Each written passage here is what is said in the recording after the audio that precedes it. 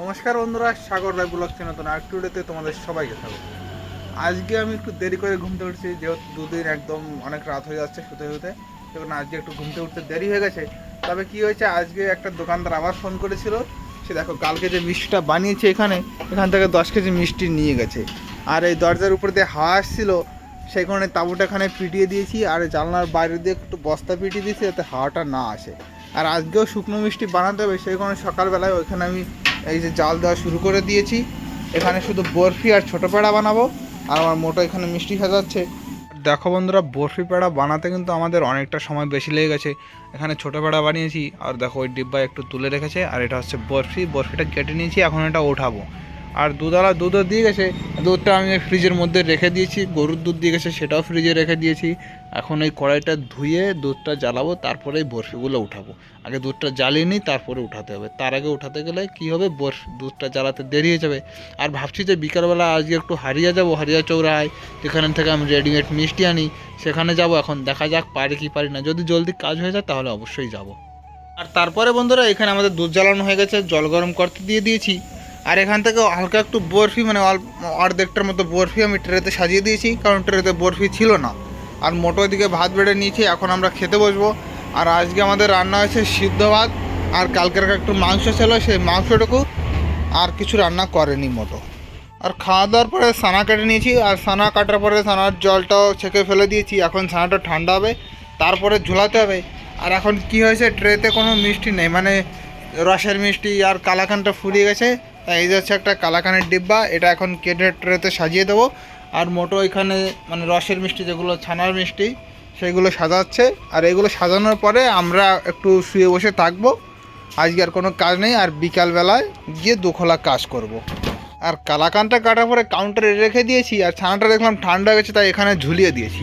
আর ছানা যখন আমি ঝুলাই, তখন একটা ছেলে এসেছিলো, তার 200 পিস মিষ্টি লাগবে, সে কারণে সে এসে এখান থেকে মিষ্টি নিয়ে গেছে। আর দোকানে এইমাত্র কটা চ্যাপ্টা মিষ্টি আছে, এই চ্যাপ্টা মিষ্টিগুলো আমরা 180 টাকা করে বিক্রি করি, আর লম্বাগুলো 150 টাকা করে, কারণ চ্যাপ্টা মিষ্টিগুলো খেতে একটু ভালো লাগে, তো সেই কারণে 180 টাকা করে বিক্রি করি। আর মিষ্টি এই কটাই আছে। আজকেও দেখো মিষ্টি প্রায় শেষের দিকে, আজকেও দুখোলা কাজ করছি। কালকে যদি আবার কোনো দোকানদার নেয়, বেচাকেনা তো ভালোই হচ্ছে, কিন্তু টাকা দেখতে পাচ্ছি না, কোথায় কি খরচা যাচ্ছে নিজেও বুঝতে পারছি না। আর এখন আমরা একটু শুয়ে থাকবো হালকা পরিমাণে, কোনো একটা সময়, মানে আধা ঘন্টার মতো, অল্প কিছু সময়, তারপরে এখানে কাজ শুরু করে দেবো। আর একটু শুয়ে বসেছিলাম, তারপরে উঠে এই যে ছানা চাপাটা শুরু করে দিয়েছি। আর মোটো ওই যে বিকালবেলায় বানাবে ফুচকা, সেখানে এখানে আলু লঙ্কা এইসব সিদ্ধ করতে দিয়েছে। মানে ফুচকার যে পাঁপড়গুলো থাকে না, সেই পাঁপড়গুলো দিয়ে আমরা ফুচকা বানিয়ে খাই। এমনিতে তো ফুচকা ভাজলে অতটা ভালো হয় না, সেখানে পাঁপড়গুলো কিনে এসেছি। আর এখানকার ফুচকার পাঁপড়গুলো সত্যিই খুব ভালো, একদম ভাজার পরে নরম নরম হয়ে যায়, পুরো আসল ফুচকার মতোই লাগে। আর তারপর বন্ধুরা কিছুক্ষণ বসে থাকার পরে ছানাটা আমি চেপে ফ্রিজে রেখে দিয়েছি, কারণ আজকে একটু হাওয়া চলছে, একটু গরম হাওয়া দিচ্ছে, সেখানে ফ্রিজে ছানাটা রেখে দিয়েছি যাতে ছানাটা ঠান্ডা হয়ে যায়। আর এদিকে রসে আমি চিনি দিয়ে দিয়েছি, রসে এখন গাছটা উঠবে, মানে উপরে নোংরাটুকুন পরিষ্কার করে, বাস রসটা ক্লিয়ার। আর মোটর ওইখানে ফুচকা বানানো হয়ে গেছে, এখন ফুচকা খেতে বসবো। আর ফুচকা খাওয়ার পরে তারপরে স্নান দান করে একবারে কাজে বসবো। আর দেখো বন্ধুরা, ফুচকাগুলো ভাজার পরে কত সুন্দর লাগছে, আর আলু মাখাটাও খুবই সুন্দর আছে। আর মোটা একটা ফুচকা বানিয়ে দিল, আমি একটু খেয়ে দেখি কেমন হয়েছে। মনে তো হচ্ছে ভালোই লাগবে, কারণ খাওয়ার পরে তোমাদের জানাই।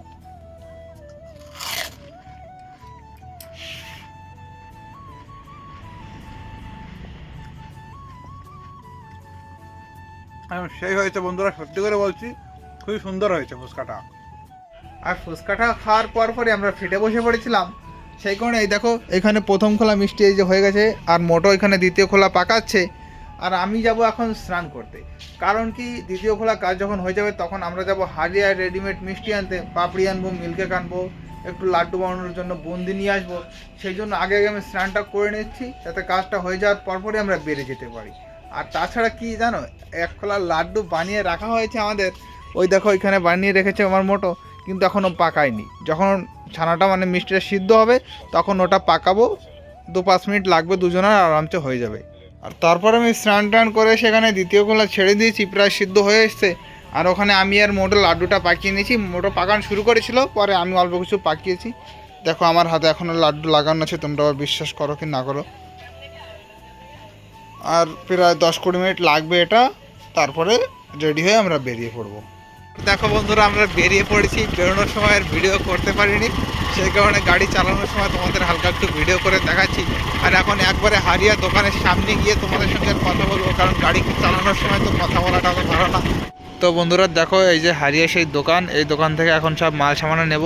আর মাল সামানো নেওয়ার পরে তোমাদের সঙ্গে আর কোনো কথা বলবো না, একবারে বাড়ি গিয়ে তারপর তোমাদের সঙ্গে কথা বলবো। তো চলো মাল সামানো নিই, তারপরে বাড়ির দিকে যাই। এখন আমরা চলে এসেছি বাড়িতে। আর আজকে আমি বস্তি গিয়েছিলাম, মানে হারিয়ে গিয়েছিলাম, সেখানে হেলমেট নিইনি, কারণ গরমের কারণে চশমা পরেই চলে গিয়েছিলাম। আর হারিয়া থেকে কী কী জিনিসপত্র আনলাম চলো তোমাদের একটু দেখিয়ে দিই। এই দেখো, এত কিছু হারিয়া থেকে নিয়ে এসেছি। এই যে বস্তায় পাপড়ি আছে, এটার মধ্যে আছে বুন্দি, লাড্ডু বানানোর বড় বুন্দি। আর এখানে কিছু রেডিমেড শুকনো মিষ্টি আছে। আর এই বস্তাটা এনেছিলাম মাঝখানে করে। আর এই যে যে মানে বুন্দির বস্তা আছে, এটা এনেছিলাম আমার কোলে করে। আর এই দুটো ঝোলা, এই দুটো এনেছিলাম মোটরসাইকেলের দু সাইডে ঝুলিয়ে। আর ওই যে ড্রামটা দেখতে পাচ্ছ, ওই ড্রামে একজন মিষ্টি নিয়ে গেছিলো, সেই ড্রামটাও দোকানদারের কাছ থেকে নিয়ে এসেছি। আর মোটো এখন খাবার বানাবে, মানে ডিম ভাজবে আর একটা কিছু মানে ডিমের ঝোল না কি একটা রান্না করবে, আর রুটি বানাবে। তা আটাটা মোটো মাখিয়ে গিয়েছিল, এখন জলদি হয়ে যাবে, শুধু ডিমটা ভাজলে বাস হয়ে যাবে আমাদের খাওয়া দাওয়া। তারপরে খেয়ে দিয়ে ঘুমিয়ে পড়বো। তো বন্ধুরা, এখন আর কোনো কিছু ভালো লাগছে না, তাই আজকের ভিডিওটি এখানেই শেষ করছি। খাওয়া দাওয়া তোমাদের দেখালাম না। সবাই ভালো থাকো, সুস্থ থাকো, আর আমার চ্যানেলটি সাবস্ক্রাইব করে আমার পাশে থাকো। বাই।